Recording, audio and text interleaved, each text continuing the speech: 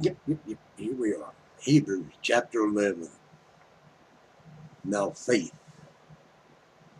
is the substance of things hoped for, the evidence of things not seen, for by it the elders obtained a good report.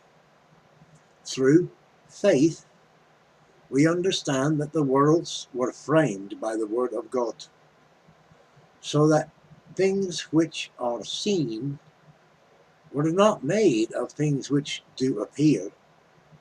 By faith Abel offered unto God a more excellent sacrifice than Cain, by which he obtained witness that he was righteous, God testifying of his gifts, and by it he, being dead, yet speaketh. By faith Enoch was translated that he should not see death, and was not found, because God had translated him. For before his translation he had this testimony, that he pleased God. But without faith it is impossible to please him. For he that cometh to God must believe that he is, and that he is a rewarder of those that diligently seek him.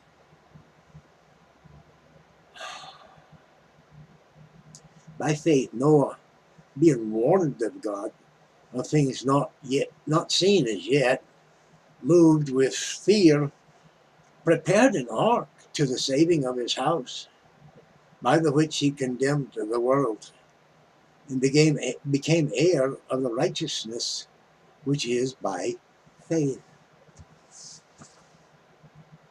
By faith Abraham, when he was called to go out into a place which he should after receive for an inheritance, obeyed, and he went out, not knowing whither he went.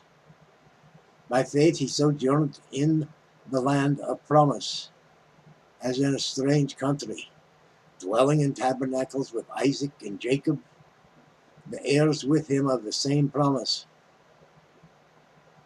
For he looked for a city which hath foundations, whose builder and maker is God. Through faith also Sarah herself received strength to conceive seed, and was delivered of a child when she was past age, because she judged him faithful who had promised. Therefore sprang there even of one,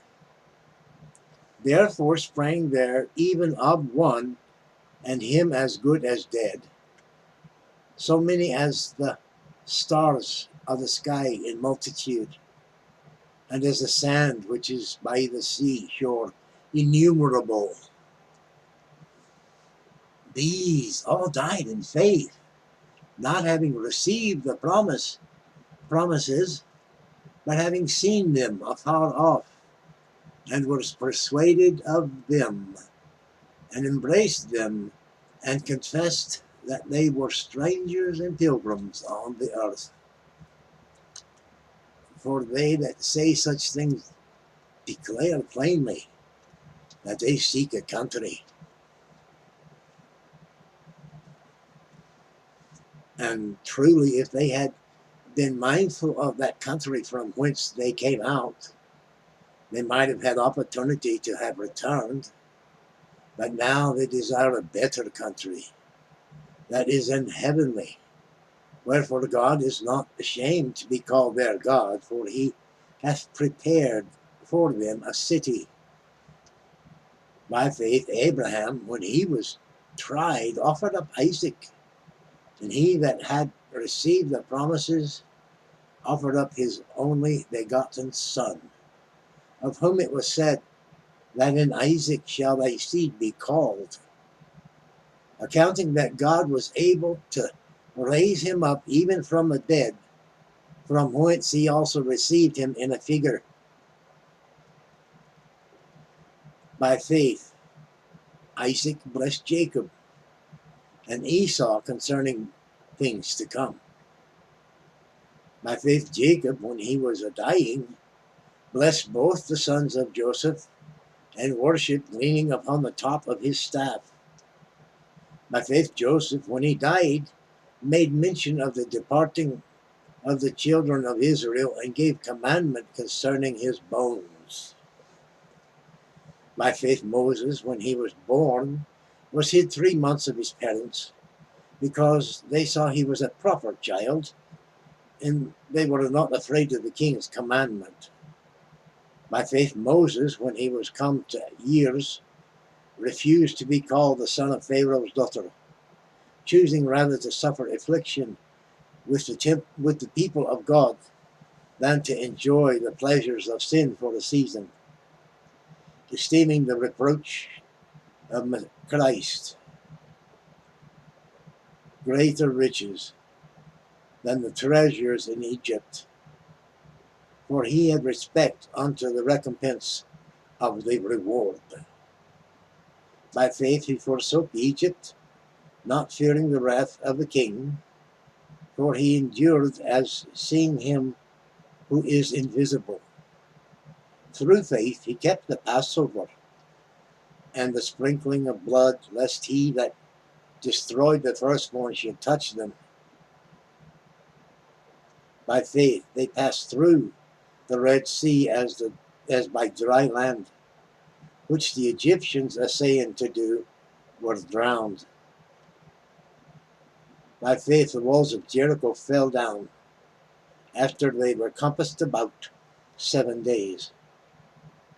By faith the harlot Rahab perished not with them that believed not, when she had received the spies with peace. And what shall I say?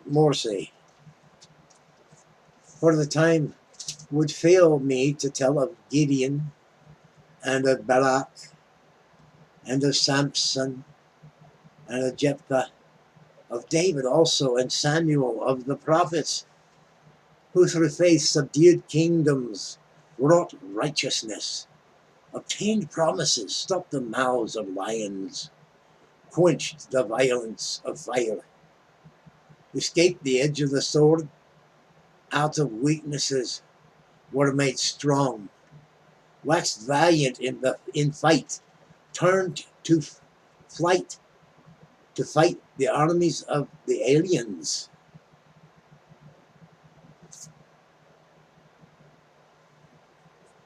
Turned to fight the armies of the aliens.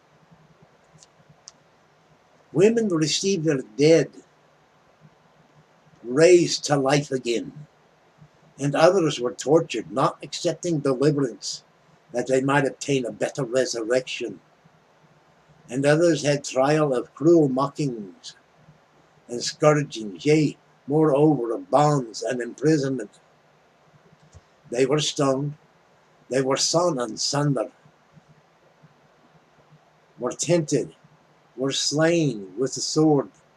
They wandered about in sheepskins and goatskins, being destitute, afflicted, tormented, of whom the world was not worthy. They wandered in deserts and in mountains, and in dens and in caves of the earth. And these all, having obtained a good report through faith, received not the promise, God having provided some better thing for us, that they without us should not be made perfect.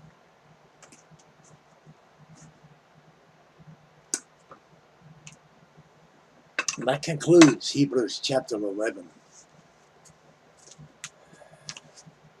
I'm going to have to meditate on part of that, I guarantee you. Not all of it, but concludes chapter 11. A couple of things I was wanting to say, but the biggest one, is that I got a sense in me that some of you, I know I didn't at first, really grasp how simple righteousness is as a concept. It's doing the right thing. Duh. Do the right thing. Your heart knows. You do the right thing. And you at least start in the right direction. Oh, bless you.